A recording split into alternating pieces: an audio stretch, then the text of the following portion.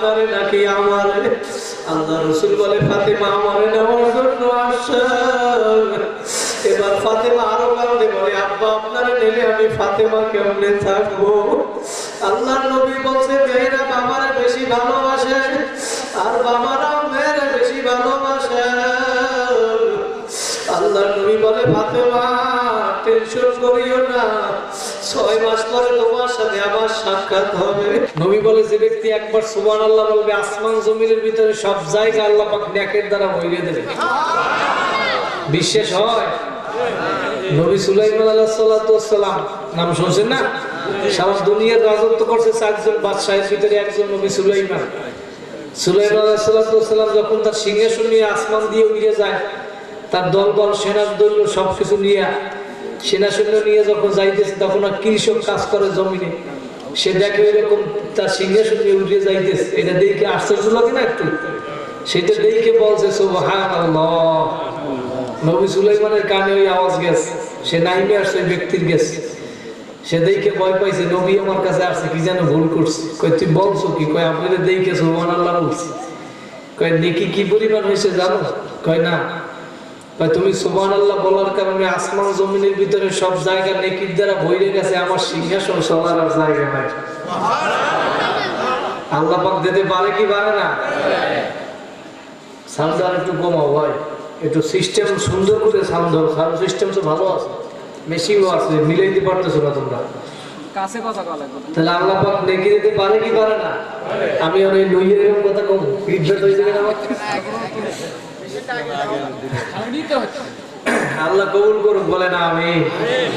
তো নবী সুলাইমান আলাইহিস সালাতু ওয়াস সালাম বলছে তোমার নেকি এই পরিমাণ হয়েছে, আমার সিংহাসন চলার কি নাই জায়গা নাই। আল্লাহ পাক দিতে পারে কি পারে না? আল্লাহ রাসূল বলছে শুধু তাই না, যে ব্যক্তি একবার সুবহানাল্লাহ বলবে আসমান জমিনের ভিতরে তো নেকি হবে। আসমানের ভিতরে আল্লাহ পাক একটা গাছ বানাইবে, গাছটা এত বড় একটা আরবের দ্রুতগামী ঘোড়া 70 বছর দৌড়াইলেও ছায়া অতিক্রম করতে পারবে না। ওই গাছটার ভিতরে সব ফল থাকবে, ফল। দুনিয়ার একটা গাছে এক রকমের ফল হয়, পেয়ারা গাছে পেয়ারা হয়, আপেল গাছে আপেল, লিচু গাছে লিচু হয়। কিন্তু আল্লাহ রাসূল বলে জান্নাতের একটা ফল গাছের ভিতরে কমপক্ষে 40 রকমের ফল থাকবে। বিশ্বাস হয়?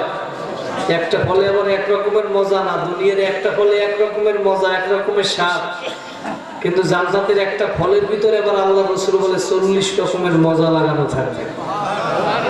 ওই একটা ফল যে ব্যক্তি খাবে তার মুখের ভিতরে আবার 40 দিন ওই ফলের মজা লাগিয়ে থাকবে।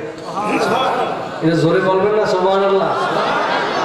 এত সব শোনার পরেও বই রয়েছে, জোরে বলেন সুবহানাল্লাহ। তাহলে ওই আমরা নেকি পাইতে চাই কি পাই না? কারা কারা চান জোরে হাত জায়গায় একটা আল্লাহ বলিয়ে ডাক দেন, ডাক দেন আল্লাহ। আল্লাহ বলে দুনিয়ায় বসে আমারে ডাক দেবো একবার, আমি তোমার ডাকে সারা দেবো 70 বার। কবরে যাই 100 বারও ডাকবা, 100 বছর ডাকবা, একটা ডাকেও সারা দেবে না। তাহলে সময় মতো এই জায়গায় বসে আল্লাহরে ডাকা লাগবে। কথা বলে ঠিক কিনা? সময় চলে গেলে ডাকলে হবে? সময়ের মূল্যায়ন করতে হবে না? এই আমাদের বরিশালে এক মুরব্বীর ঘটনা শুনছি, এই গরু কিনতে যায়, তো ইমাম সাহেব হুজুরুল্লাহ দেখা হয়েছে, কয় চাচা যান কই? কয় গরু কিনতে যায়। আমার কথা কি আপনারা বুঝেন? বরিশালের ভাষা বুঝেন? বলে আমি গরু কিনতে যাইতেছি। কয় তাহলে গরু কিনতে যান ইনশাআল্লাহ বললেন না? আমরা তো ভালো কাজ করে সাধারণত ইনশাআল্লাহ বলি, আল্লাহ যদি চায়, কি ঠিক না? কয় গরু কিনতে যান তাহলে ইনশাআল্লাহ বলবেন না? কয় আমার পকেটে টাকা, আমি যে গরু কিনে আনবো ইনশাআল্লাহ লাগবে কি?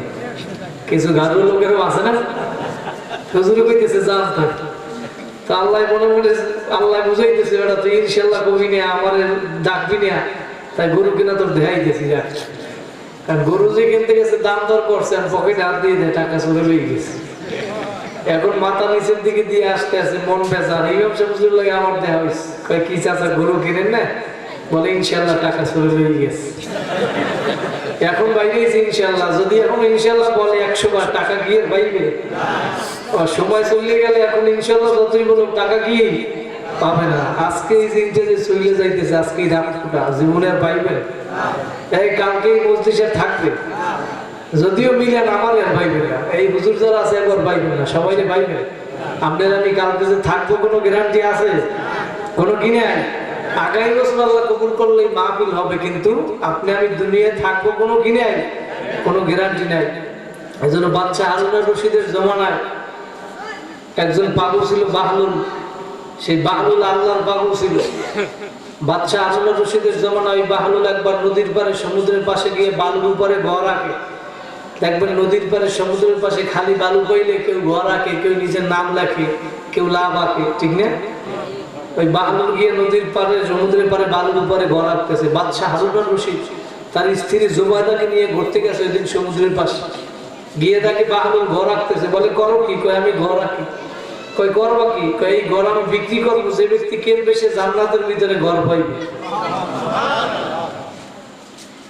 তো বাচ্চা বলতেছে তোমার মাথা কি খারাপ হয়েছে? ওই বাতিটা বন্ধ করেন, মোবাইলের বাতিটা বন্ধ করেন।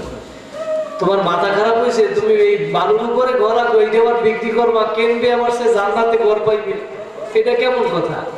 কিন্তু বাচ্চার স্ত্রী জুবাইদা সে একজন আল্লাহর খাস বান্দি ছিল, সে বুঝতে পারছে বাহলুল পাগলা কোনো সাধারণ পাগল না, বাহলুল পাগলা আমার মালিকের পাগল।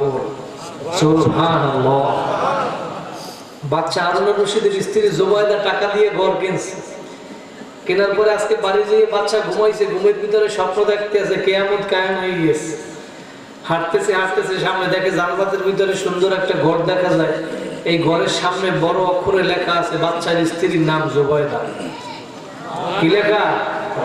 বাচ্চার স্ত্রীর নাম লেখা। বাচ্চা স্ত্রীর ঘর দেখছে জান্নাতের ভিতরে ঘর, ঘরের সামনে স্ত্রীর নাম লেখা। বাচ্চা দেখে খুশি হয়েছে না, যে স্ত্রীর নাম লেখা মানে স্ত্রীর ঘর, স্ত্রীর ঘর মানে আমার ঘর, কে ঠিক না?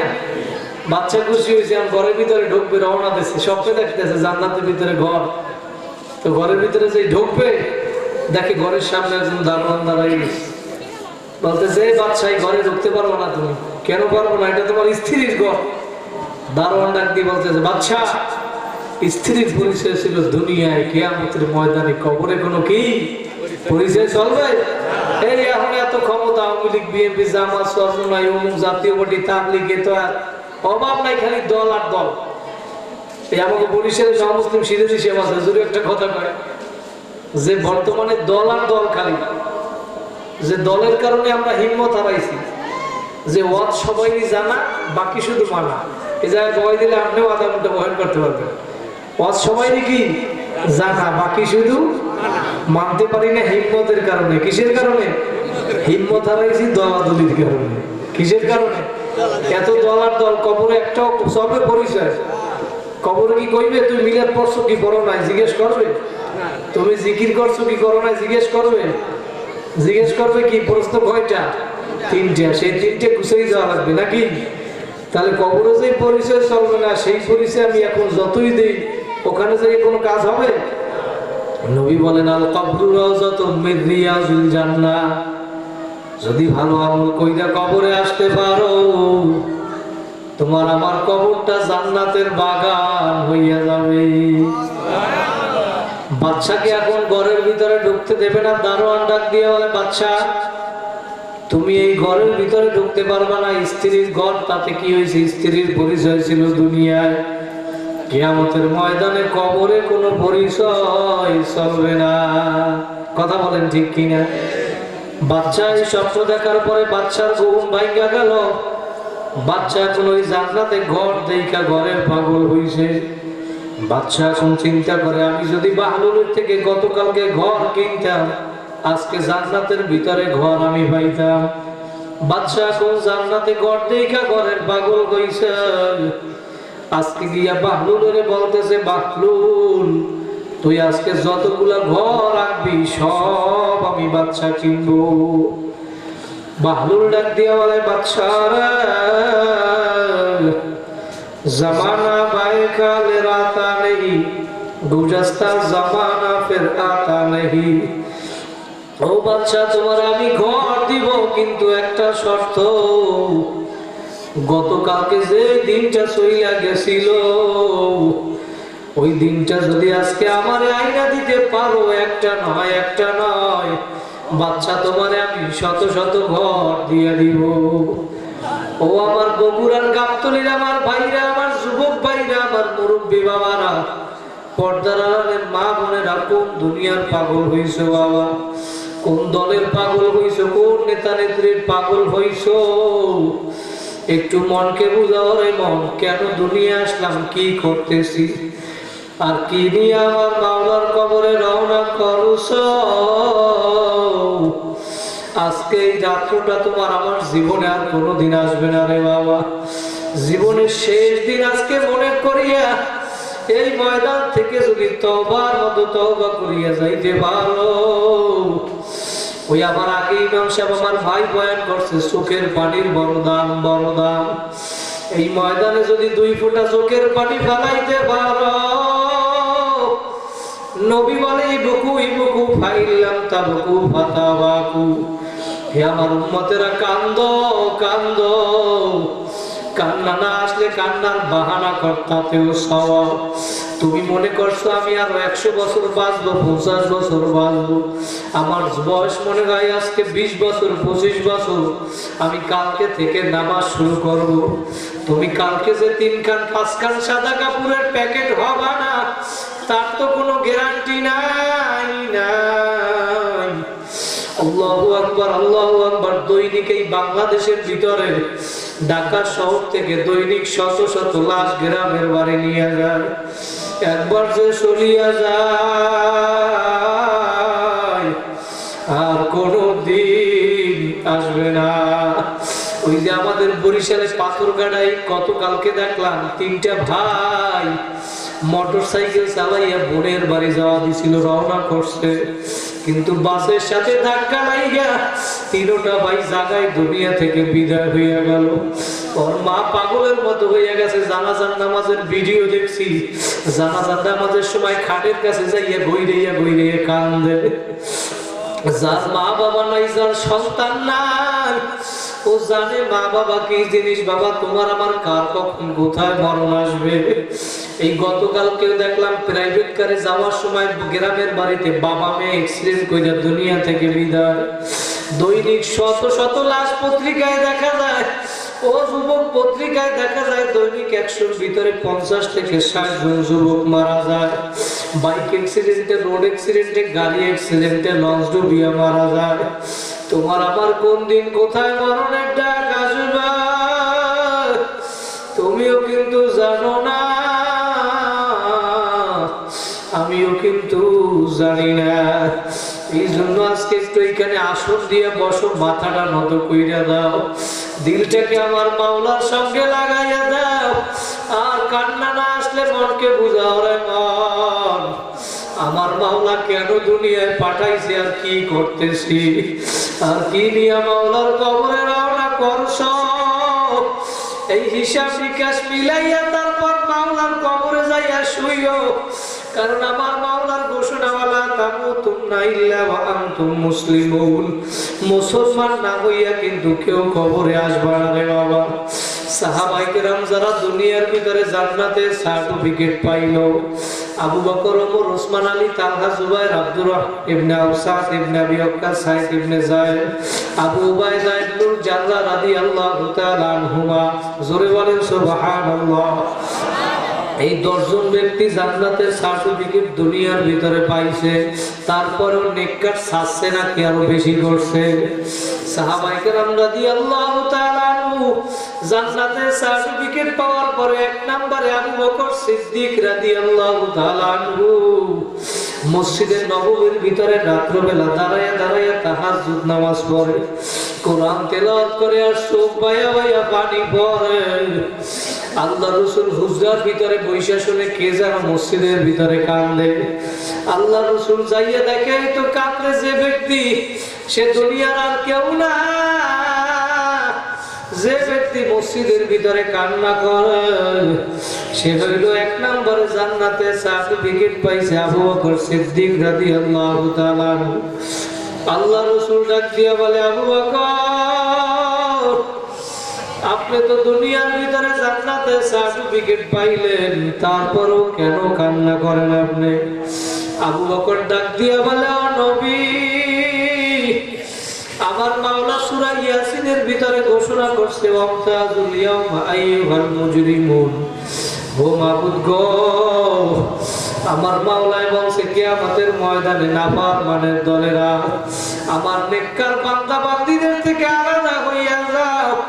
আমার মাওলা যখন এই ঘোষণা করবে,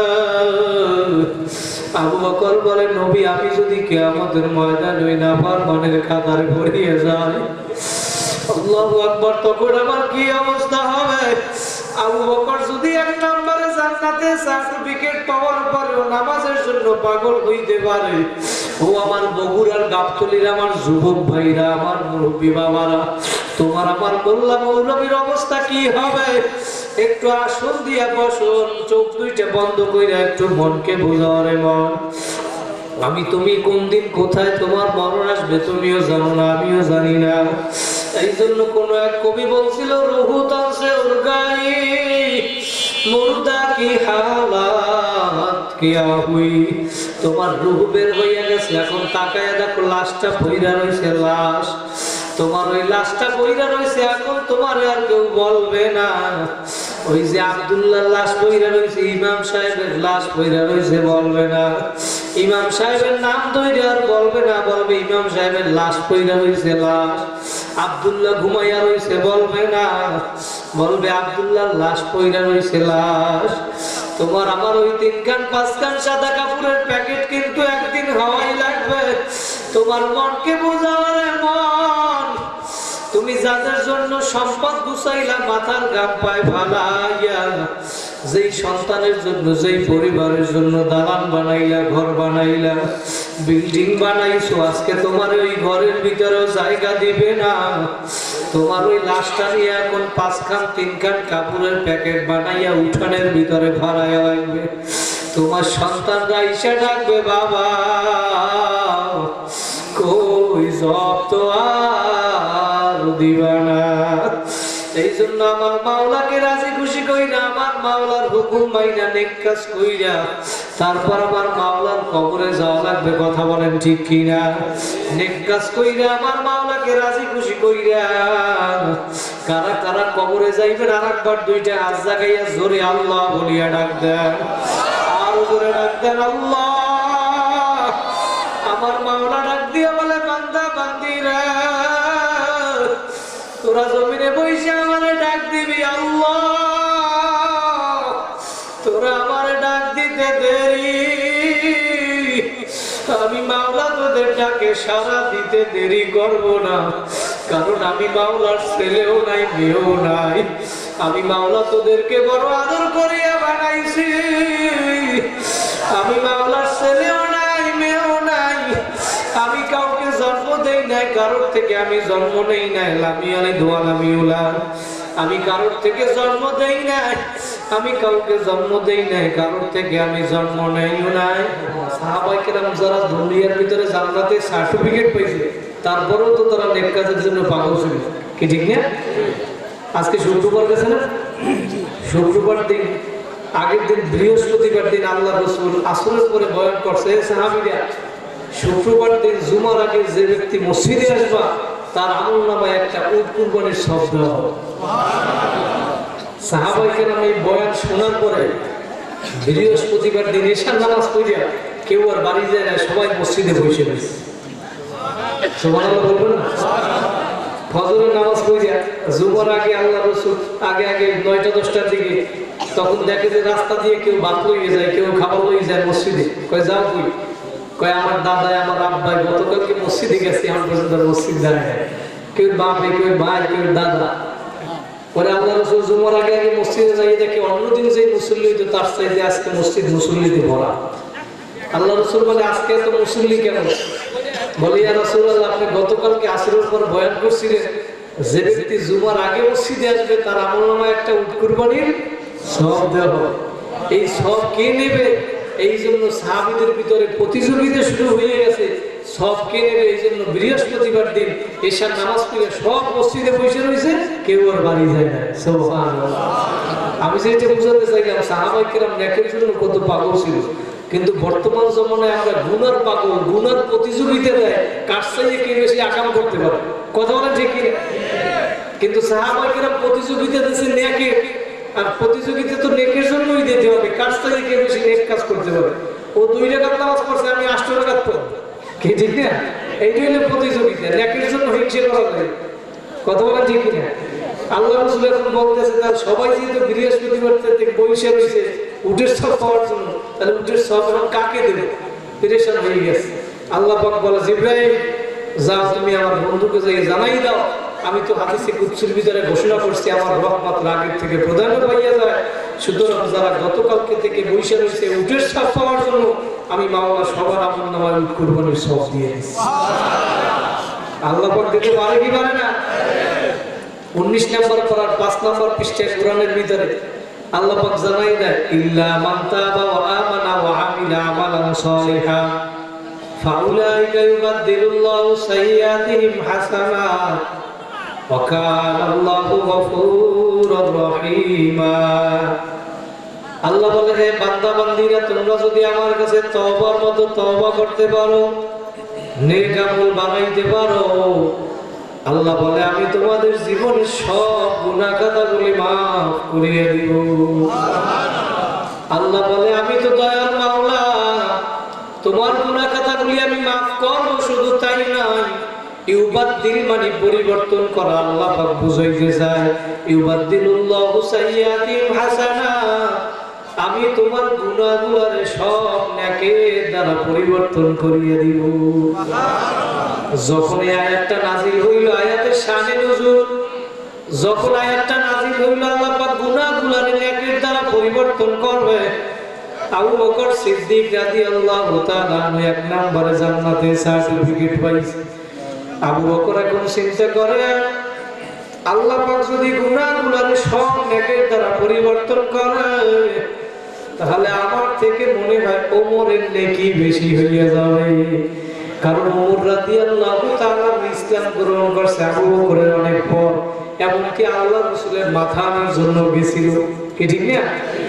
আবু বকর এবার চিন্তা করে ওমরের আমলনামায় গুনাহ বেশি, আর বেশি গুনাহ যদি আল্লাহ নেকির দ্বারা পরিবর্তন করে, তাহলে আমার চেয়ে ওমরের নেকি বেশি হইয়া যাবে।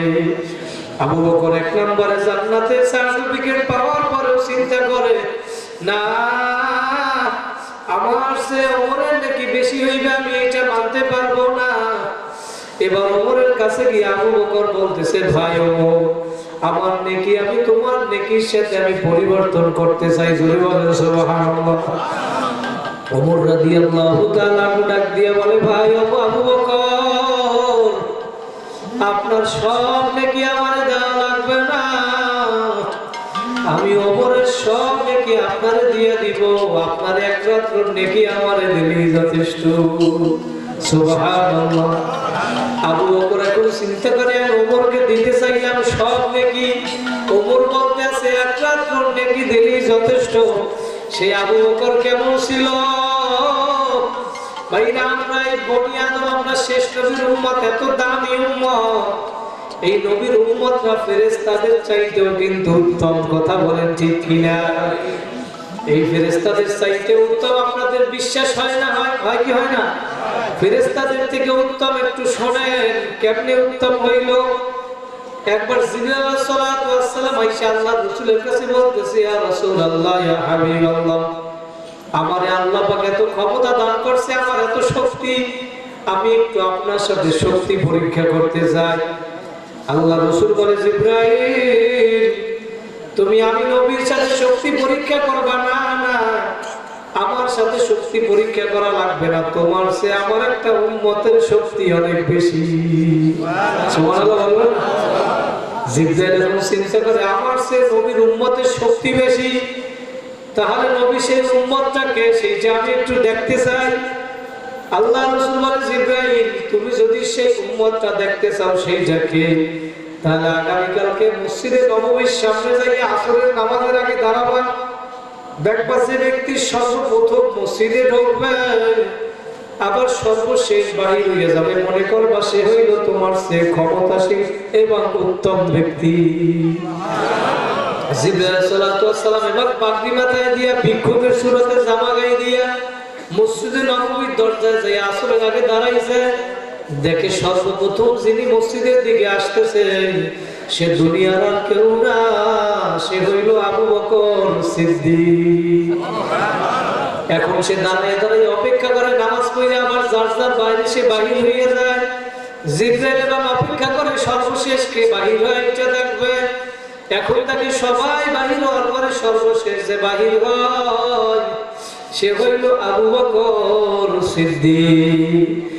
জিবরাইলের আর এবার বুঝতে বাকি নাই, এবার ডাক দিয়ে বলে, ভাই আবু বকর, তোমাকে আমি একটা প্রশ্ন করতে চাই, তুমি পারলে বলো জিবরাইল এখন কোথায় উপস্থিত আছে? কোথায়? জিবরাইল আবু বকরের সামনে ভিক্ষুকের সুরতে জিবরাইল এখন আবু বকরকে নিজেই প্রশ্ন করে, জিবরাইল কোথায় আছে পারলে বলো। আবু বকর তো আর জানে না, কিন্তু ইমানের পাওয়ার ছিল। কথা বলেন ঠিক কিনা? তারে আল্লাহ পাক এমন ক্ষমতা দান করছে। আবু বকর বলতেছে, ভাই ভিক্ষু, কত সময় লাগবে, কতক্ষণের ভিতরে বলবো? বলে, আপনি যত দ্রুত বলতে পারেন। আবু বকর বলে, আমি চক্ষু বন্ধ করব আর খুলবো, এর ভিতরেই বইলা দেব জিবরাইল কোথায়। আবু বকর এখন চক্ষু বন্ধ করছে আর খুলছে। জিবরাইল এখন বলতেছে, ভাই আবু বকর, তুমি চক্ষু বন্ধ কইরা কি করছো? বলে, আমি চক্ষু বন্ধ কইরা আসমান জমিনের ভিতরে সব জায়গায় জিবরাইলকে খুঁজছি। আমি জান্নাত জাহান্নাম, 8টা জান্নাত 7টা জাহান্নাম, লাযাহুতামা সাইদ সাফার জাহিম হাওয়া, সব জান্নাত জাহান্নামের ভিতরে আমি জিবরাইলকে খুঁজলাম। এমনকি মাওলার আরশে আজিমের আশেপাশে সব জায়গায় আমি জিবরাইলকে খুঁজছি। আবু বকর বলে, আমি জিবরাইলকে কোথাও পাই নাই।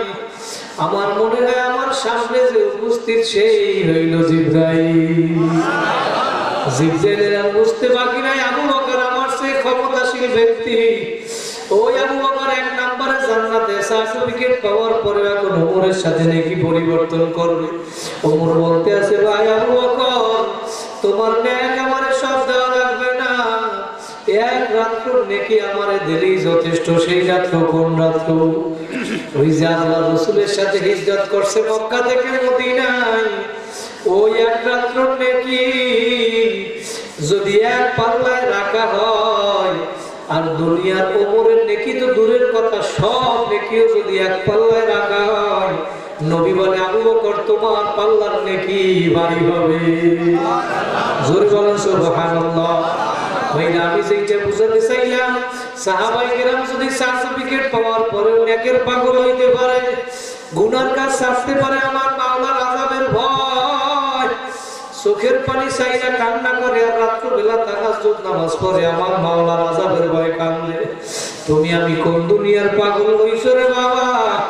ও আমার বগুড়ার গাবতলীর আমার যুবক ভাইরা, আমার মুরব্বী বাবারা, পর্দার আড়ালের মা বোনেরা, একটু আসন দিয়ে বসো, মাথাটা নত কইরা দাও, দিলটাকে আমার মাওলার দিকে ঝুঁকাইয়া দাও, আর মনে মনে ভাবো, আমার মাওলা কেন আমারে দুনিয়ায় পাঠাইলো? আমি কি করতেছি, কি নিয়ে রওনা করছো? কোন দুনিয়ার পাগল হইছো বাবা? দুনিয়া তো থাকার জায়গা না, এই দুনিয়ায় চিরজীবন কেউ থাকতে পারবে না। দুনিয়ার পাগল হইছি আমরা। কোন দলের পাগল হইছো? নেতা নেত্রীর পাগল হইছো। তুমি বিপদে পড়লে তোমার নেতা নেত্রী কিন্তু খবর নিবে না। দুনিয়ার ভিতরে কেউ আপন না, আপন না, আপন আপন যাকে ভাবো, কেউ তো তোমার আপন না। এক আপন হইল আমার দয়ার নবী, আর এক আপন হইল, জোরে বলেন কে? আরো জোরে বলেন কে? আল্লাহ বলে, বান্দা বান্দিরা, আমি মাওলা তোদেরকে বড় আদর করিয়া বানাইছি। আমি মাওলার ছেলেও নাই, মেয়েও নাই, আমি কাউকে জন্ম দেই নাই, কারোর থেকে আমি জন্ম নেইও নাই। তোদেরকে নিয়ে আমি ফেরেশতাদের কাছে গর্ব করি, তোরা আমার কাছে গর্ব। তোরা রাত্রবেলা দুনিয়ার মানুষগুলা ঘুমায়, 3টার সময় উঠে যদি যায় নামাজটা লইয়া আমার কাছে নামাজে দাঁড়াইতে পারো, আমি মাওলা 3টার সময় এসে তোদেরকে ডাকি, বান্দা বান্দি আয় আয় আয়। তোদের কার কি প্রয়োজন? কার মেয়ে বিবাহ দিতে পারো না? কার ঋণী আছো, ঋণগ্রস্ত আছো? কার সম্পদের প্রয়োজন? কার গুনাহ মাফ করানো লাগবে? আমার মাওলা এসে ডাকে, বান্দা বান্দি আয় আয়। বাইরে দুনিয়ার মানুষ অপরাধীকে শাস্তি শাস্তি দিয়া মজা পায়, আর আমার মাওলা অপরাধীকে ক্ষমা কইরা মজা পায়। মানুষ অপরাধীকে খোঁজ করে শাস্তি দেওয়ার জন্য, আর আমার মাওলায় অপরাধীকে খোঁজ করে মাফ করার জন্য। হাদিসের ভিতরে আমার মাওলা কুদসির ভিতরে জানায় দেয়, রাত্রের অপরাধীকে ক্ষমা করার জন্য আমার মাওলা দিনের বেলা তার ক্ষমার হাত প্রসারিত করেন। রাত্রের অপরাধীকে ক্ষমা করার জন্য, দিনের অপরাধীকে ক্ষমা করার জন্য রাত্র বেলা আমার মাওলা তার নিজ কুদরতি ক্ষমার হাত প্রসারিত করে। কিন্তু আমরা মানুষ হইয়া তো নেমক হারাম হইলাম, আমার মাওলার দেওয়া নেমত ভোগ করিয়া তারপরে আমার মাওলার হুকুম মানো না। আমার মাওলার দেওয়া নেমত চক্ষু দিয়া দেখো, আমার মাওলার হুকুম মানো না। কত মানুষ আছে চোখে দেখে না, অন্ধ, হাত দিয়া কাজ করো নেমত আমার মাওলার, পা দিয়া কাটো নেমত আমার মাওলার, গাছের থেকে ফল পাড়িয়া খাও নেমত আমার মাওলার, ধানের ভিতর থেকে চাল বের করিয়া পাক করিয়া খাও নেমত আমার মাওলার, গাভীর বান্ধের থেকে দুধ দোয়াইয়া পান করো নেমত আমার মাওলার, পানির ভিতর থেকে মাছ ধরিয়া খাও নেমত আমার মাওলার।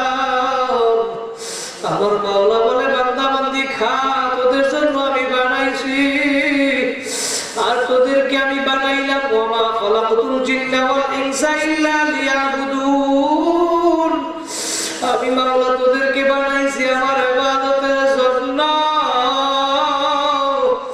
আর দুনিয়ায় যা কিছু আছে সব আমি বানাইলাম তোমাদের খেদমতের জন্য। তারপরে তোমরা আমার নেয়ামত ভোগ করিয়া আমার হুকুম মানো না। দুনিয়ার সব কিছু আমার আল্লাহর হুকুম মানে, তোমরা এত আমার নেয়ামত ভোগ করিয়া যখন ঘুমায় আইছো, ফজরের সময় আমার পক্ষ থেকে মুয়াজ্জিন ডাক দিছে, আসসালাতু খায়রুম মিনান নাওম। ঘুমের সে নামাজ বলো বান্দা বান্দি, তোমার কানে আওয়াজ গেছে আজানের, তুমি তারপরেও মসজিদে আসো নাই, ল্যাপ কম্বল গায়ে দিয়া ঘুমাইছো। কত আরামে এসির ভিতরে ল্যাপ কম্বল গায়ে দিয়া ঘুমাইছো। আমি মাওলা কিন্তু কোনো পশু পাখির জন্য ল্যাপ কম্বল বানাই নাই, তোমাদের জন্য বড় আদর করি আমি নেয়ামত দান করলাম। তারপরে তুমি মসজিদে ফজরের সময় ডাকছি, আমার পক্ষ থেকে মুয়াজ্জিন ডাকছে আসো নাই, আমি মাওলা কিন্তু তারপরে রাগ করিয়া খানা বন্ধ করি নাই, তোমার পানিও বন্ধ করি নাই, আমি বাতাসও বন্ধ করি নাই। আমি আবার ডাকলাম বান্দা বান্দি আয় আয়, আমি আবার তোরে জোহরে ডাকলাম আয় আয়, তুই এত নেমো খারাপ তোরে আমি জোহরেও পাই না। আমি মাওলা তো দয়াল মাওলা, আমি আবার অপেক্ষা করি বান্দা বান্দি আয় আয়, তোরে আবার আসরে ডাকলাম, মাগরিবে ডাকলাম, ইশায় ডাকলাম, তোকে ওই টঙ্গীর ময়দানে ইস্তেমাল ময়দানে ডাকলাম, তোকে সরমোনার ময়দানে সারসিনার ময়দানে তাবলীগে ডাকলাম, তোকে আমি রমজানের সারিতে ডাকলাম বান্দা বান্দি আয় আয়, ওই মাহফিলের ময়দানে ডাকলাম, তোরে আমি পাই না। তুইও মনে রাখিস কিয়ামতের ময়দানে যেদিন তোর হাতে পায়ে জাহান্নামের শিকল লাগিয়া যাবে, ওই দিন তুই যখন আমারে ডাকবি আল্লাহ, আমি মাওলা কিন্তু ওই দিন তোর ডাকে সারা দিব না। আমার মাওলা বলে, আলাম তারা আন্নাল্লাহা ইয়াসজুদু লাহু মান ফিস সামাওয়াতি ওয়া মান ফিল আরদ। 18 নম্বর পড়ায় কইলা দেখো ভাইরা, আমি কোনো কথা বানানো বলি না, সব আমার মাওলার কথা আমি তোমাদেরকে শুনাইয়া যাইতেছি। আমার মাওলায় বলতেছে, আলাম তারা আন্নাল্লাহা ইয়াসজুদু লাহু মান ফিস সামাওয়াতি ওয়া মান ফিল আরদ।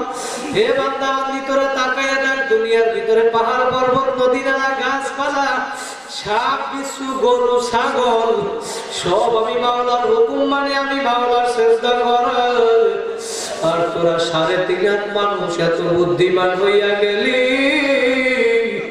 তোরা আমি মাওলার হুকুম মানবি না, আমি মাওলা কিন্তু তোদেরকে ছাড়বো না। আজি ভাই, আমার মাওলার নেয়ামত ভোগ করি, আমার মাওলার হুকুম মাইনা নেক কাজ কইরা নামাজ পড়ে আমার মাওলার কবরে যাব, কারা কারা পারবে আরেকবার 2টা হাত জাগিয়ে জোরে আল্লাহ বলিয়া ডাক দেন। আমার মাওলা দেখো কারো জোরে ডাক দেন আল্লাহ। আমার মাওলা বলে, বান্দা বান্দিরা তোরা যখন আমার ডাক দাও, আমি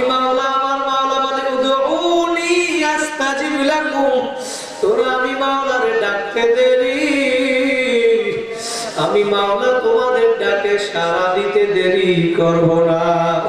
কাজী ভাই আজকে এই মাহফিল জীবনের শেষ মাহফিল মনে করিয়া আল্লাহ কবুল করলে আগামী বছর মাহফিল চলবে। আমার ভাই প্রধান অতিথি সব দুনিয়ার নাও থাকতে পারে, তুমি আমি ওর দুনিয়ায় নাও থাকতে পারে। আমি গত কয়েকদিন আগে বগুড়ায় মাহফিল কইরা গেলাম, এক সপ্তাহ পরে আবার ওই সাদিয়াকান্দি মাহফিলে আসছি। তখন আইসা দুজনে ওই ব্যক্তি যে সভাপতি সাহেব ছিল গত মাহফিলে, আমার ওই মোহাম্মদের ভাইরা বলতেছে হুজুর ওই সভাপতি সাহেব গাড়ি অ্যাক্সিডেন্ট হইয়া মারা গেছে। এক সপ্তাহ পরে আইসা শুনি বাবা তোমার আমার কার কোন দিন কোথায় মরণ আসবে। দুনিয়ার চিরজীবন কেউ থাকতে পারবা না, থাকার জায়গা না রে বাবা। আল্লাহর নবী যাকে না বানাইলে দুনিয়ায় হইতো না, সেই নবীও কিন্তু চিরজীবন দুনিয়ায় থাকতে পারে না। আল্লাহর রাসূল যেদিন দুনিয়া থেকে বিদায় হবে, মালাকুল মউত যখন আমার নবীর ঘরের দরজায় এসে আঘাত করলো, ভিতর থেকে আল্লাহর নবীর মেয়ে ফাতেমা ডাক দিয়া বলে দরজার বাহিরে কে? আমার বাবা বুকের ব্যথায় অসুস্থ, তোমার কি প্রয়োজন আমার কাছে বলো। মালাকুল মউত ডাক দিয়া বলে ফাতেমা তোমার কাছে বললে হবে না, আমার নবীর সাথে সাক্ষাৎ করতে দাও। ওইটা দুনিয়ার ভিতরে মালাকুল মউত কারো দরজায় যাওয়ার জন্য কি অনুমতি লাগে? লাগে। প্রধানমন্ত্রীর দরজায় যাবে অনুমতি লাগবে না। মালাকুল মউত এমন একজন মউত, মালাকুল মউত এমন একজন আজরাইল, এমন একজন ফেরেশতা। আল্লাহ আকবার, আমার মাওলা তাকে হুকুম দিয়ে দিয়েছে স্বামী ঘুমায়া রয়েছে পাশ থেকে সন্তানকে নিয়ে যায়, দাদা ঘুমায়া রয়েছে পাশ থেকে নাতিকে নিয়ে যায়, স্বামী ঘুমায়া রয়েছে পাশ থেকে স্ত্রীকে নিয়ে যায়। কথা বলেন ঠিক কিনা? আল্লাহ নবীর ঘরের দরজা এসে যখন 2-3 বার ফাতেমা নিষেধ করার পরে মালাকুল মউত শোনে না। এবার ফাতেমা গিয়া নবীর কাছে বলতেছে আব্বা জান দরজার বাহিরে কে যেন আসছে, দুনিয়ার কার এত বড় সাহস। আমি নিষেধ করার পরেও সে শোনে না, সে বলতেছে আপনার সাথে দেখা করবে। আল্লাহ রাসূলের আর বুঝতে বাকি নাই। আল্লাহ রাসূল ডাক দিয়ে বলে ফাতেমা দরজার বাহিরে যে আসছে দুনিয়ার আর কেউ না, সে হইল মালাকুল মউত। ফাতেমা এখন আরো কান্দে, ডাক দিয়ে বলে আব্বা জান মালাকুল মউত কাকে নেওয়ার জন্য আসছে, আপনারে নাকি আমারে? আল্লাহ রাসূল বলে ফাতেমা আমারে নেওয়ার জন্য আসছে। এবার ফাতেমা আরো কান্দে, বলে আব্বা আপনারে নিলে আমি ফাতেমা কেমনে থাকবো? আল্লাহর নবী বলছে মেয়েরা বাবারে বেশি ভালোবাসে আর বাবারাও মেয়েরা বেশি ভালোবাসে। আল্লাহর নবী বলে ফাতেমা টেনশন করিও না, 6 মাস পরে তোমার সাথে আবার সাক্ষাৎ হবে। ফাতেমা এখন আরো কাঁদতে, বুঝতে বাকি নাই 6 মাস পরে আমিও বিদায় হব। ফাতেমা রাদিয়াল্লাহু তাআলা যেদিন দুনিয়া থেকে বিদায় হবে, ওই দিন রাত্রিবেলা আল্লাহর নবী এসে ফাতেমার ঘরে ফাতেমার স্বপ্ন দেখাইছে। ফাতেমা রাদিয়াল্লাহু তাআলা যেদিন দুনিয়া থেকে বিদায় হবে, ওই দিন সকালবেলা আলী রাদিয়াল্লাহু তাআলা ফাতেমার স্বামী আয়েশা ফাতেমার প্রতিদিন ফজরের পরে জায়নামাজে দেখতে পাইতো, কিন্তু যেই দিন ফাতেমা দুনিয়া থেকে চলে যাবে, ওই দিন আলী আয়েশা ফাতেমার আর জায়নামাজে পায় নাই। ফাতেমারে ডাক দিয়া বলে ফাতেমা তোমারে আজকে আমি জায়নামাজে কেন পাই নাই? ফাতেমা ডাক দিয়া বলে আলীরা আমার আব্বা আয়েশা রাত্রে আমার আজকে স্বপ্ন দেখাইছে, আমি বুঝতে পারছি স্বপ্ন দেখে আমি আজকে দুনিয়া থেকে বিদায় হইয়া যাব। আলী বলতে আছে ফাতেমা আমি স্বপ্নের ব্যাখ্যা জানি, তুমি কি স্বপ্ন দেখছো আমারে বলো। বলে আলী আমি রাত্রবেলা ঘুমের ভিতরে স্বপ্ন দেখি অন্ধকারের ভিতরে আমার ঘরে আমার আব্বা জান আসছে। আল্লাহর রাসূল আয়েশা অন্ধকারের ভিতরে কি যেন খোঁজ করতেছে।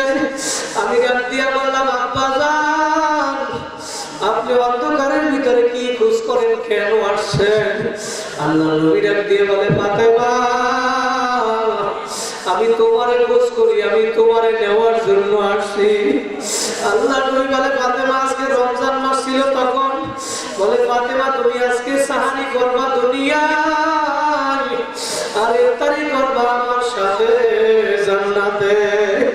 ফাতেমার বুঝতে বুঝতে পারিনি আজকে দুনিয়া থেকে বিদায় হইয়া যাবে।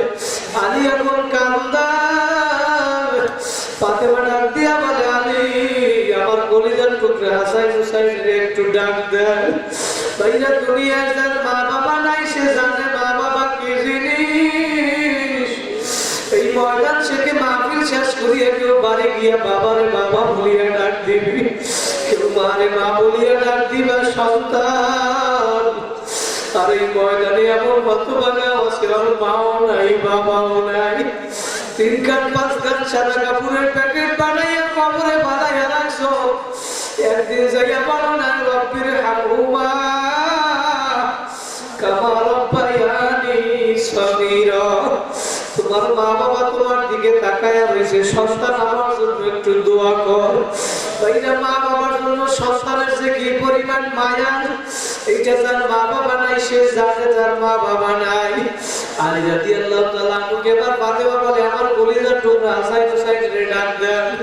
হাসান হুসাইন এখন আসছে। ফাতেমা বলতেছে, আলী আপনি আমার বুকের উপরে হাত রেখে একটু দোয়া কইরা দেন, আমার মৃত্যুর যন্ত্রণা শুরু হইয়া গেছে, আর আপনি আমার মাফ কইরা দিয়েন। আমি অসুস্থর সময় আপনার আলীর খেদমত আমি করতে পারি না। এই অবস্থা দেখে আলীও কান্দে, ফাতেমাও কান্দে, হাসান হুসাইনও কান্দে। কারণ হাসান হুসাইনের কলিজার টুকরা নানাও দুনিয়ায় নাই, মা মাখন সহিয়া যাইতেছে। আর ফাতেমা ডাক দিয়া, আমি আপনার একটা ওসিয়ত কইরা গেলাম আমার ইন্তেকালের পর, আপনি দ্বিতীয় বিবাহ কইরেন আমার কোনো সমস্যা নাই, কিন্তু আমি একটা ওসিয়ত কইরা গেলাম আলী আপনি দ্বিতীয় বিবাহ করার পরে সপ্তাহে 7 দিনের ভিতরে 6 দিন নতুন বিবির সাথে ঘুমাইবেন। আর শুক্রবার দিন আমার কলিজার টুকরা হাসান হুসাইনের কোলের মধ্যে ঘুমাইবেন। কারণ হাসান হুসাইনের নানাও নাই, আমি মাও নাই, আর আপনি বাবাও যদি না থাকেন ওরা বড় এতিম। আপনি শুক্রবার দিন হাসান হুসাইনের সাথে ঘুমাইবেন, ওরা বুঝবে আমার বাবা আছে। ভাইয়া যার মা বাবা নাই সে জানে মা বাবা কি জিনিস। আমি কয়েকদিন আগে রোজার আগে সিলেটের চা বাগানে বয়ান করতে গেছিলাম। আমার একজন মুহাব্বতের মানুষ আব্দুর রহমান বলতেছে, হুজুর কয়েকদিন আগে আমার বড় বোন দুনিয়া থেকে বিদায় হইয়া গেছে, ওর একটা ছোট বাচ্চা দুনিয়ায় রেখে গেছেন। আমার ছোট বোনের কাছে রাত্রিবেলা এখন ঘুমায়, কিন্তু হুজুর রাত্রে ঘুম আসে না। ঘুমের ভিতরে রাত্রিবেলা শুধু জাগে ওঠে, আর খালাম্মা ডাক দিয়া জায়গা ওঠে, আর ডাক দিয়া বলে, খালাম্মা আমার আম্মায় কোথায়? ও ছোট মানুষ, তারপরেও তো বুঝে না মা কি জিনিস। আব্দুর রহমান আমার বলতেছে, হুজুর আমি ঈদের সময় একটা নতুন জামা কিনিয়া দিলাম, এই নতুন জামাটা পাওয়ার পরেও আমার বলতেছে, মামা জান আমি এই নতুন জামা গায়ে দিয়ে আমার মাকে আমি সর্বপ্রথম দেখাবো। হুজুর তো জানে না আর মা দুনিয়ায় নাই, ওর মন আর মানে না আমি আর কি করব। বুঝ দেওয়ার জন্য আর মায়ের কবরের পাশে আরে আমি নিয়ে গেলাম। এখনো ছোট্ট মানুষ, হুজুর জামাটা গায়ে দিয়ে ওর মায়ের কবরের পাশে ঘুরে আর ডাক দিয়ে বলে, মা আমি নতুন জামা গায়ে দিছি, তুমি একটু তাকাইয়া দেখো। আব্দুর রহমান বলে, হুজুর কান্না দেখে আমারও কান্না চলে আসছে।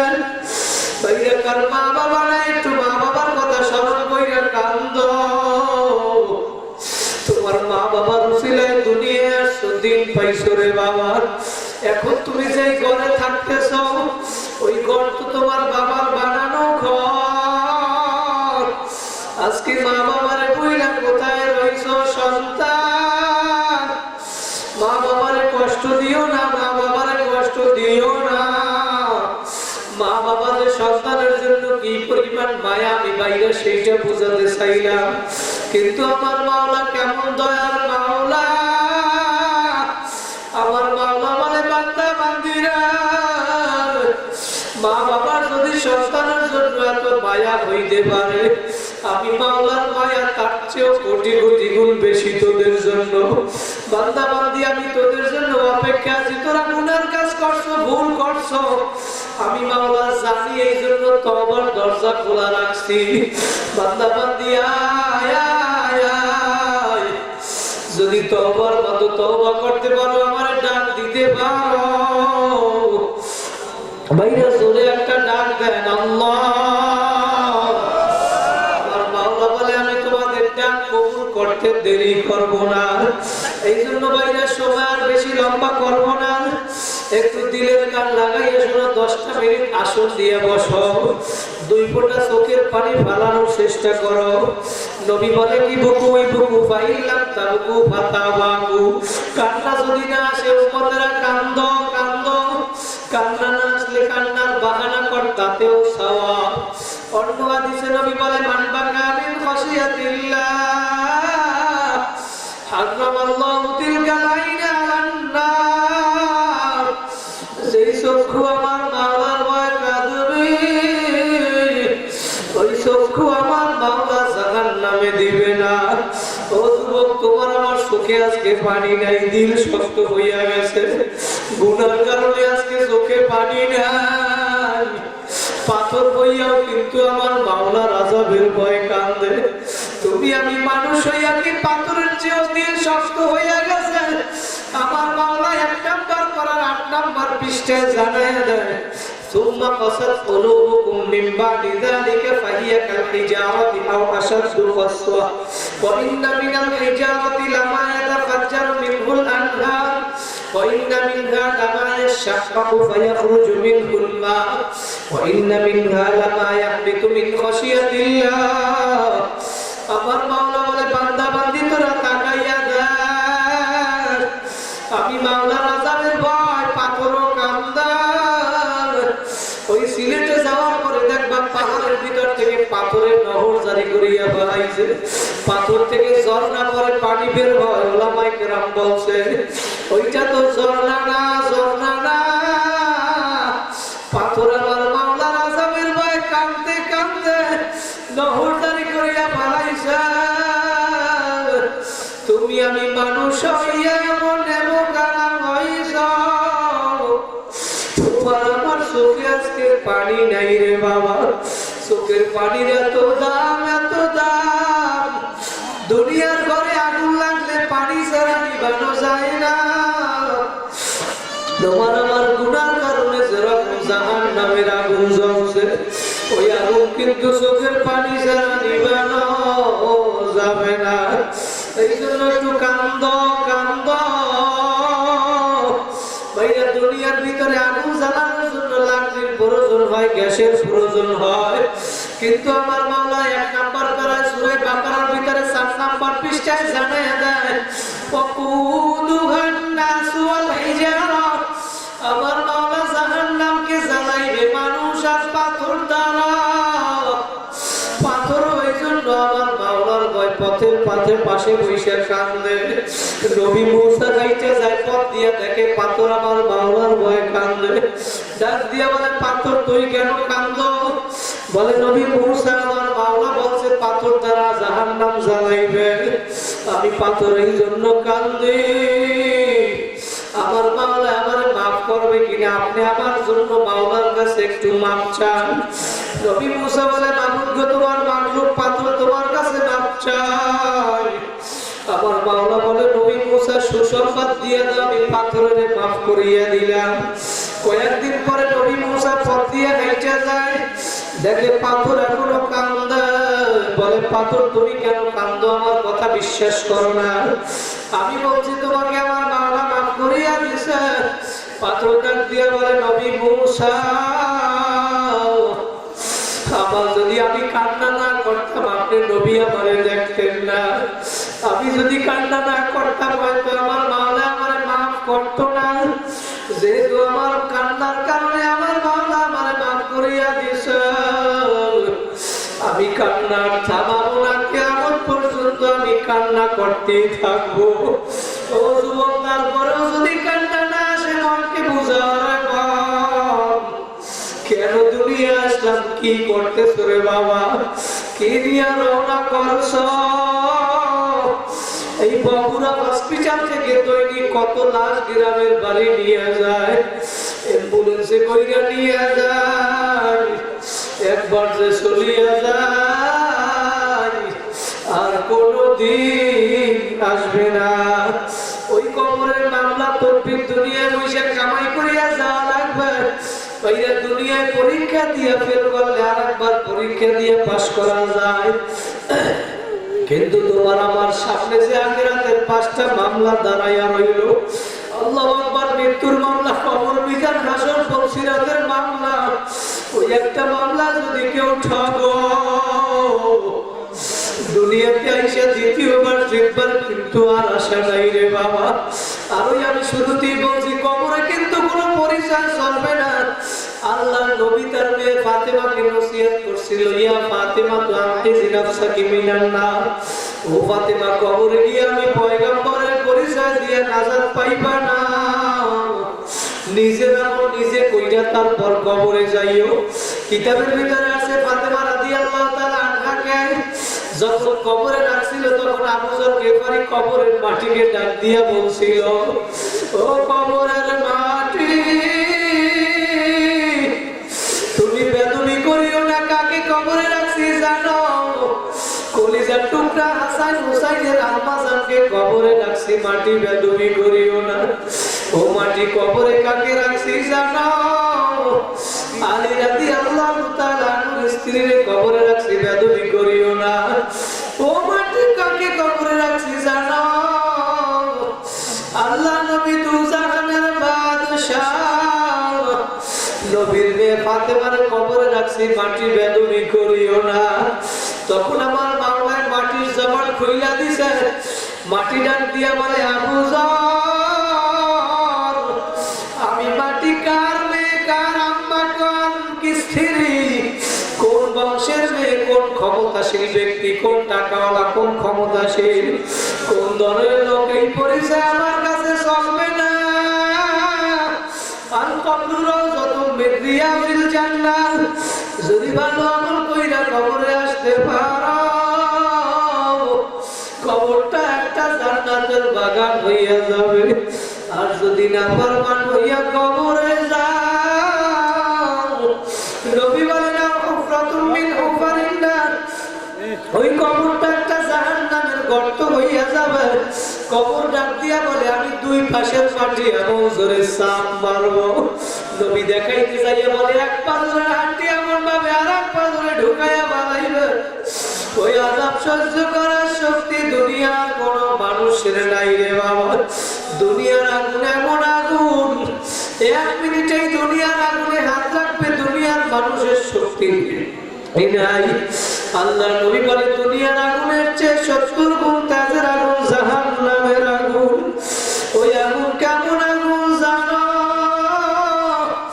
আমার মাওলা নিজেই সূরা হুমাযার ভিতরে জানায় দেয়, নারুল্লাহিল মুকাদাতুল্লাতী তারতালিউ আলাল আফইদা, দুনিয়ার আগুন যেখানে লাগে সেইখানে পুড়িয়া যায়। আর জাহান্নামের আগুন কোন জায়গায় লাগার সঙ্গে সঙ্গে কলিজা পর্যন্ত পৌঁছাইয়া যাবে রে বাবা। আমাদের মরহুম আল্লাহর কুতুব সৈয়দ ফজলুল করিম রাহমাতুল্লাহি আলাইহি আমাদের বরিশালে একবার বয়ান করে, যখন জাহান্নামের বয়ান শুরু করছে, তখন আমরা ছোটবেলায় শুনছি হিন্দুরা দোকান থইয়া খালের ভিতরে লাফাইয়া পড়ছে। বলে, তোমরা হিন্দু মানুষ কেন পানির ভিতরে লাফ দিছো? বলে, মরহুম আল্লাহর কুতুব যখন জাহান্নামের বয়ান করছে, তখন মনে হয় আমাদের গায়ে জাহান্নামের আগুন লাগছে লাগছে, এই অবস্থা হয়ে গেছে। মুমিন তো এমন হবে ভাই, তোমার আমার জাহান্নামের আযাবের কথা স্মরণ কইরা আজকে চোখের পানি পড়ে না বাবা। 2 ফোঁটা চোখের পানি এই ময়দানে আজকে যদি বানাইতে পারো, আমার মাওলাকে ডাকার মতো যদি ডাকতে পারো, ইয়া মামুরা ইয়া নায়াবা জুস্তে জুই মিকুনাম হাসিল আয়াত ইয়া না আয়াত আর জুয়ে মিকুনাম, তুমি আমার মাওলার কাছে ডাকতে দেরি। আমার মাওলা বলে, লা তামনাতু মির রাহমাতিল্লাহ, আমি মাওলার রহমত থেকে নৈরাশ হইও না, নৈরাশ হইও না। তোমার গুনাহ আমি মাওলার রহমতের চাইতে বেশি না, বেশি না। তুমি গুনাহ করবার চেষ্টা করার পরেও তোমার থেকে গুনাহ হইয়া যাবে, আমি মাওলা জানি। কিন্তু আমি তোমার জন্য তওবার দরজা খোলা রাখছি।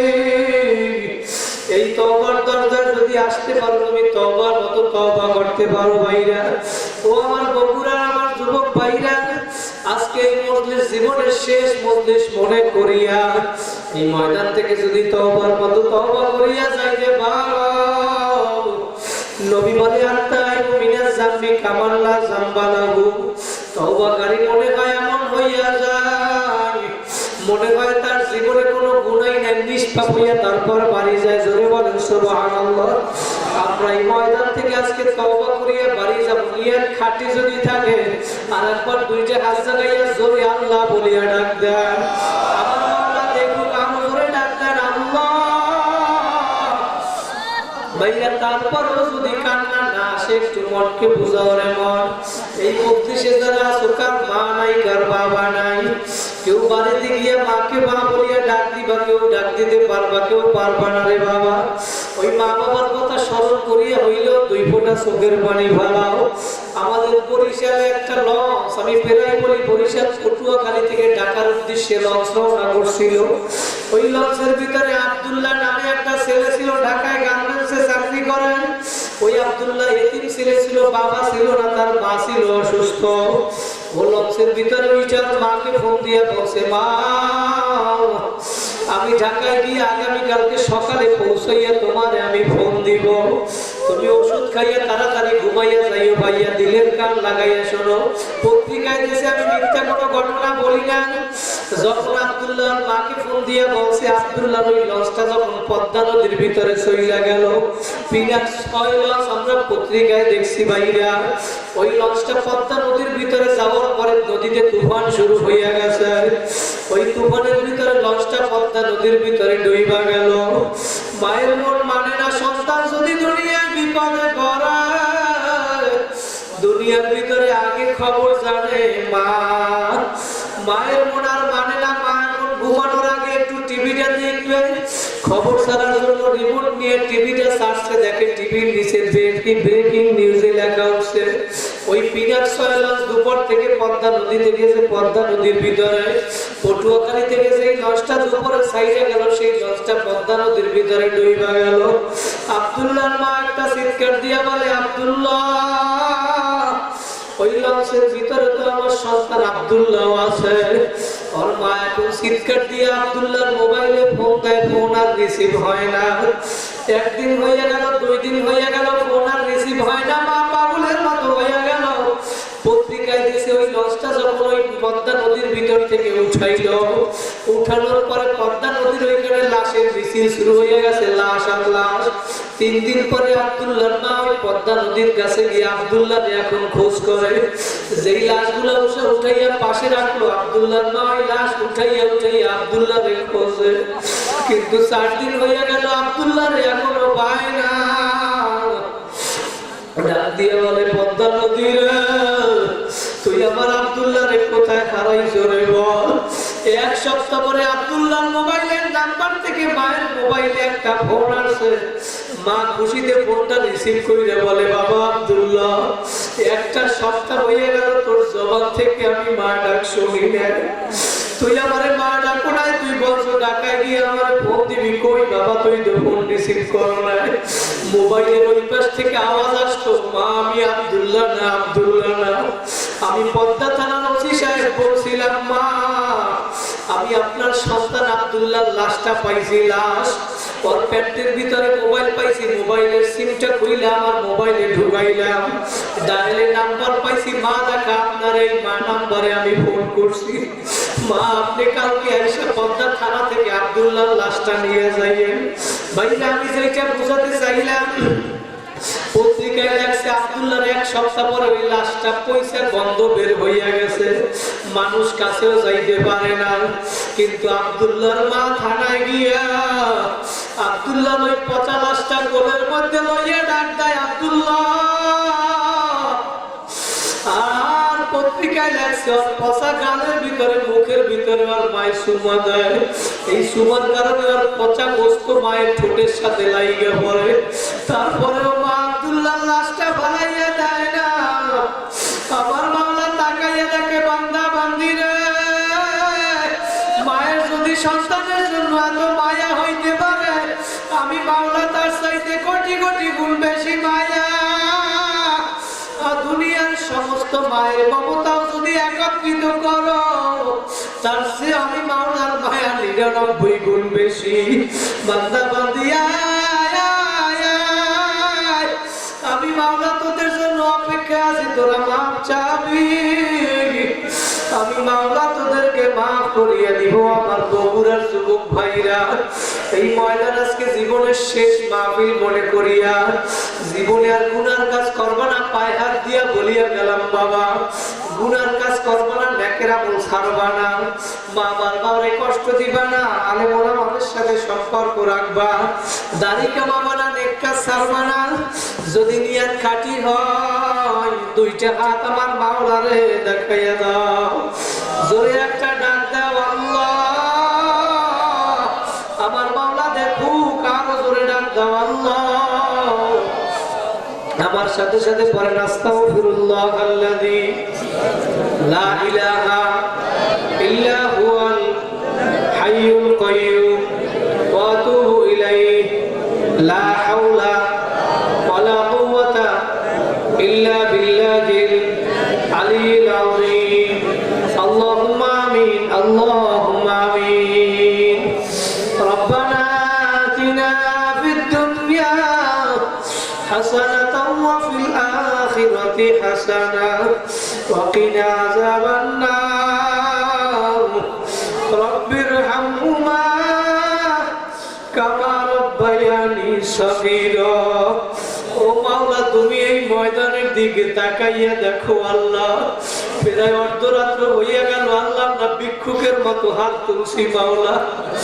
দুনিয়ায় ভিক্ষুক ভিক্ষা করে, এক দরজায় না পাইলে আর এক দরজায় যায়, আর এক দরজায় না পাইলে আর এক দরজায় যায়, কিন্তু তোমার আমার দরজা ছাড়া তো আর কোনো দরজা নাই মাওলা। তোমার দরজা ছাড়া আমাদের তো আর কোনো দরজা নাই। আল্লাহ, তুমি আমাদের সবাইকে মাফ করিয়া দাও। আমরা ছাড়া তোমার পৃথিবীতে গোলামের তো অভাব নাই নাই, তুমি ছাড়া তো আমাদের কোনো সাহায্যকারী কেউ নাই আল্লাহ। আল্লাহ, এই ময়দানের দিকে তাকাইয়া দেখো, কত আমার মুরব্বী বাবাদের চোখ দিয়া পানি বের হইয়া গেছে আল্লাহ। ময়দানে আমার যুবক ভাইরা কান্দে, স্টেজে আমার ইমাম সাহেব, আমার সভাপতি ভাই কান্দে, প্রধান অতিথি আমার ভাই কান্দে, আল্লাহ আনোয়ার ভাই কান্দে। বাবা, তুমি তাকাইয়া দেখো আল্লাহ, কালিয়াতে ফিরাইয়া দিও না আল্লাহ। আমরা গুনাহ করতে ভালোবাসি মাওলা, শয়তানের ধোঁকায় পড়িয়া গুনাহ করিয়া ফেলাইছি মাওলা, তুমি তো ক্ষমা করতে ভালোবাসো আল্লাহ। আল্লাহ, তুমি আমাদের সবাইকে মাফ করিয়া দাও আল্লাহ, আমাদের সবাইকে তুমি মাফ করিয়া দাও আল্লাহ। মুসল্লিরা যারা হাত তুলছে সবাইকে মাফ করিয়া দাও। স্টেজে যারা হাত তুলছে আল্লাহ, আনোয়ার ভাই সহ, সভাপতি সাহেব সহ, ইমাম সাহেব ভাই সহ, রাকিব সহ সবাইকে আল্লাহ তুমি কবুল করিয়া নাও আল্লাহ। আমার মুহাব্বতের তরিকার ভাইরা সহ মাওলা, তুমি সবাইকে আমাদের কবুল করিয়া নাও আল্লাহ। আদম আলাইহিস সালাম থেকে এই পর্যন্ত যত মুমিন মুমিনাত, মুসলিমিন মুসলিমাত যারা কবরে ঘুমায়া রয়েছে, বিশেষ করে এলাকাবাসীর কবরে যারা ঘুমায়া রয়েছে আল্লাহ, রমজান মাসে তুমি যেইভাবে কবর আযাব মাফ করিয়া দিয়েছিলা, কিয়ামত পর্যন্ত তুমি ওইভাবে কবর আযাব মাফ করিয়া দিও আল্লাহ। আল্লাহ, এই ময়দানে জানি না কার মা নাই, কে যেন বাড়ি গিয়া মারে মা বলিয়া ডাক দিতে পারবে না, বাবাও নাই, 3 কান 5 কান কাপড়ের প্যাকেট বানাইয়া মা বাবারে কবরে ফালাইয়া রাখছো। সন্তান তোমার দিকে তাকাইয়া রয়েছে, সন্তান একটু আমার জন্য দোয়া কর মাওলা তুমি যাদের মা বাবা দুনিয়ায় নাই মা বাবার কবরকে জান্নাতের বাগান বানাইয়ে দিও আল্লাহ। আল্লাহ কিয়ামত পর্যন্ত কবর আযাব মাফ করিয়ে দিও আল্লাহ। আমাদের যাদের মা বাবা দুনিয়ায় বেঁচে আছে তুমি ওই নেমত তো তাড়াতাড়ি ছিনাইয়া নিও না আল্লাহ। তুমি নেক হায়াত দিয়া দিও আল্লাহ। আমাদের বাসায় স্ত্রী ছেলে সন্তান মা বাবা ভাই বোন আত্মীয় স্বজন সবাইকে মাফ করিয়া দাও আল্লাহ। আমাদের সবাইকে সকল ধরনের অসুখ বিসুখ বালা মুসিবত থেকে হেফাজত করো আল্লাহ। আল্লাহ বিশেষ করে আল্লাহ আজকে যেই মজলিসে বসে তোমার কাছে হাত তুললাম মালিক আল্লাহ, আমার কলিজার টুকরা ছোট ছোট যুবক ভাইরা আমার মুরব্বী বাবারা এলাকাবাসী মিলিয়ে এই মজলিস বানাইছে মাওলা। ওরা চাইলে তো গান বাজনাও বানাইতে পারতো মাওলা, গান বাজনা না বানাইয়া তোমার জান্নাতের বাগান বানাইছে। তুমি গালিয়াতে ফিরাইয়া দিও না। এই মাহফিলের উসিলা করিয়া মুসল্লিদেরকে সব তুমি সবাইকে কবুল করিয়া নাও। আমার যুবক ভাইদেরকে আবু বকর ওমরের মতো কবুল করিয়া নাও আল্লাহ। মাহফিলের পিছনে যারা সহযোগিতা করলো বুদ্ধি দিয়েছে কষ্ট দিয়ে আল্লাহ, বিশেষ করে আনোয়ার ভাই প্রধান অতিথি আমার ভাই সহ আল্লাহ, সভাপতি সাহেব সহ যারা এই মাহফিলের পিছনে সহযোগিতা করলো এই সহযোগিতার উসিলা করিয়া কিয়ামতের ময়দানে আল্লাহ তুমি নাজাতের ফয়সালা করিয়া দিও আল্লাহ। আল্লাহ বুদ্ধি দিয়া শ্রম দিয়া টাকা পয়সা দিয়া আল্লাহ যারা দিছে দিবে সবার সহযোগিতার উসিলা করিয়া কিয়ামতের ময়দানে তুমি আরশের নিচে ছায়ার ব্যবস্থা করিয়া দিও আল্লাহ। আল্লাহ এই মাহফিলকে তুমি এলাকাবাসীর হেদায়েতের উসিলা বানায়া দিও আল্লাহ। আমার আগে যারা বয়ান করছে ইমাম সাহেব ভাই সহ সবাইকে কবুল করিয়া নিও আল্লাহ। আল্লাহ ইমাম সাহেবকে তোমার হাতে সুপর্দ কইরা দিলাম আল্লাহ। এলাকাবাসীর সাথে মিল মোহাব্বত বাড়ায়া দিও আল্লাহ। আল্লাহ মুসল্লিদেরকে তোমার পথে ডাকতে পারে সেই তৌফিক দিয়ে দিও আল্লাহ। আল্লাহ পর্দার আড়ালে আমার কলিজার মা বোনরাও হাত তুলছে আল্লাহ। আল্লাহ মা বোনদেরকে তুমি মা খাদিজার মতো কবুল করিয়ে নিও, পর্দা নিশি আবেদা বানাইয়া দিও আল্লাহ। মা বোনদেরকে তুমি কবুল করিয়ে নিও আল্লাহ। আল্লাহ ছোট ছোট বাচ্চারা হাত তুলছে ওদেরকে তুমি কবুল করিয়ে নিও আল্লাহ। আল্লাহ আনোয়ার ভাই যে নিয়ত করে যে আশা নিয়ে আছে তার মনের আশা পুরা করিয়া দিও আল্লাহ। নেক আশা হইলে তুমি পুরা করিয়া দিও আল্লাহ। আল্লাহ যাদের দ্বারা দিনের খিদমত হবে তাদেরকে তুমি ক্ষমতায় বসায় দিও আল্লাহ। আল্লাহ আমাদের দেশের ভিতরে তুমি শান্তির ব্যবস্থা করিয়া দাও আল্লাহ। আমাদের দেশের ভিতরে শান্তির ব্যবস্থা করিয়া দাও আল্লাহ। ইসলামী দলগুলোর ভিতরে তুমি ঐক্যের ব্যবস্থা করিয়া দাও আল্লাহ। দেশের ভিতরে যারা অরাজকতা সৃষ্টি করতেছে তাদেরকে হেদায়েত দিয়া দাও আল্লাহ। তুমি দেশের ভিতরে সব দলের ভিতরে ঐক্যের ব্যবস্থা করিয়া দাও, সবার ভিতরে মিল মোহাব্বত তৈরি করিয়া শান্তির ব্যবস্থা করিয়া দাও আল্লাহ। আমাদের এই মুসল্লিদেরকে সব সবাইকে পাঁচ ওয়াক্ত নামাজিয়ালা বানায় দিও আল্লাহ। আল্লাহ বিশেষ করে আমার আনোয়ার ভাইকে হেদায়েত দিয়া দিও আল্লাহ। আনোয়ার ভাইকে দিনের সহি বুঝ দিয়া দিও আল্লাহ। আনোয়ার ভাই সহি পথে থাকলে এলাকার মানুষও সহি পথে থাকবে আল্লাহ। আল্লাহ তুমি আনোয়ার ভাইকে দিনের জন্য কবুল করিয়া নিও আল্লাহ। আল্লাহ মুসল্লিদেরকে সব সবাইকে তুমি শয়তানের দোকা থেকে হেফাজত করিও আল্লাহ। আল্লাহ গুনার কাছ থেকে হেফাজত করিও আল্লাহ। আল্লাহ বাকি জীবন গুনাহ মুক্ত জীবন দান করিও আল্লাহ। ইজ্জত সম্মানের জিন্দেগি দান করিও আল্লাহ। নিজের চোখে নিজেকে ছোট বানাইয়া দাও। কোরআন হাদিসের ইলম দ্বারা সিনাটাকে ভরপুর করিয়া দাও। আমাদের অন্তর থেকে অহংকার হিংসা দিমাগ তাকাব্বুরি দূর করিয়া দাও আল্লাহ। অন্তরের ভিতরে তোমার মহব্বত পয়দা করিয়া দাও আল্লাহ। সারা বাংলাদেশে সফর করি আল্লাহ, সফর নিরাপদ করিও আল্লাহ। যত আলোচকরা বাংলাদেশে বিভিন্ন জায়গায় সফর আছে সবাইকে তুমি নিরাপদে রাখিও আল্লাহ। আল্লাহ আমাদের দেশের ভিতরে তুমি শান্তির ব্যবস্থা করিয়া দিও আল্লাহ। আল্লাহ তুমি এই মাহফিলকে কবুল করিয়া নিও আল্লাহ। আল্লাহ তোমার কাছে শেষ দরখাস্ত মালিক, জানি না কার কোন দিন কোথায় মরণের ডাক আসবে আল্লাহ। তুমি হঠাৎ মৃত্যু দেবা না, স্টকের মৃত্যু দেবা না আল্লাহ। আল্লাহ দুর্ঘটনায় মৃত্যু দিবা না আল্লাহ। আল্লাহ জিকিরে কায়ের করতে করতে ইমানি অবস্থায় যেন তোমার দরবারে হাজির হইতে পারি সেই তৌফিক দিয়ে দিও আল্লাহ। আল্লাহ সবাইকে এখানে যারা আছে একবার হইলেও মক্কা মদিনায় সফরের তৌফিক দিও আল্লাহ। আল্লাহ আমাদের তরিকার ভাইদের সবাইকে কবুল করিয়া নিও আল্লাহ। আল্লাহ শাহেদদেরকে তুমি কবুল করিয়া নিও আল্লাহ। রব্বানা আতিনা ফিদ দুনিয়া হাসানাতাও ওয়া ফিল আখিরাতি হাসানাহ ওয়া কিনা আযাবান নার। সুবহানা রাব্বিকা রাব্বিল ইজ্জাতি আম্মা ইয়াসিফুন ওয়া সালামুন আলাল মুরসালিন। আলহামদুলিল্লাহি রাব্বিল আলামিন।